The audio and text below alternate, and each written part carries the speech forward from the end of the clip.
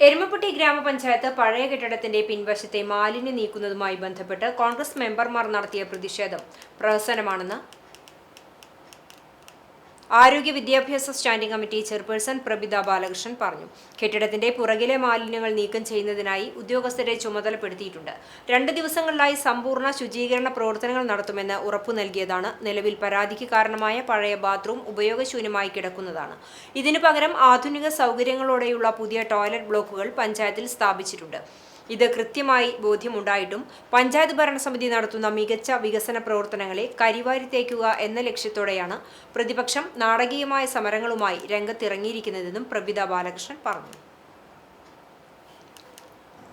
ഇന്ന് നമ്മുടെ എരുമപ്പെട്ടി ഗ്രാമപഞ്ചായത്തിന്റെ പഴയ പഞ്ചായത്ത് ഓഫീസിന് മുന്നിൽ പ്രതിപക്ഷാംഗങ്ങൾ നടത്തിയ പ്രതിഷേധ സമരം വെറും പ്രഹസനീയമാണ്.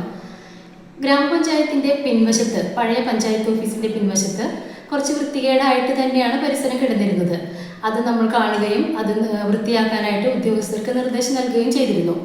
ഈ 2 ദിവസത്തിനുള്ളിൽ തന്നെ അത് വൃത്തിയാക്കാമെന്ന് ഉദ്യോഗസ്ഥർ മറ്റ് തൊഴിലാളികൾക്ക് നിർദ്ദേശം കൊടുക്കുകയും ഈ 2 ദിവസത്തിനുള്ളിൽ തന്നെ അത് വൃത്തിയാക്കാമെന്ന് ഉറപ്പ് നൽകുകയും ചെയ്തിരുന്നു. പക്ഷേ അത് മുന്നിൽ കണ്ടുകൊണ്ട് തന്നെയാണ് ഈ പ്രതിപക്ഷാംഗങ്ങൾ ഇത്തരത്തിലൊരു പ്രതിഷേധ സമരവുമായി ഇന്ന് രംഗത്തെത്തിയിട്ടുള്ളത്.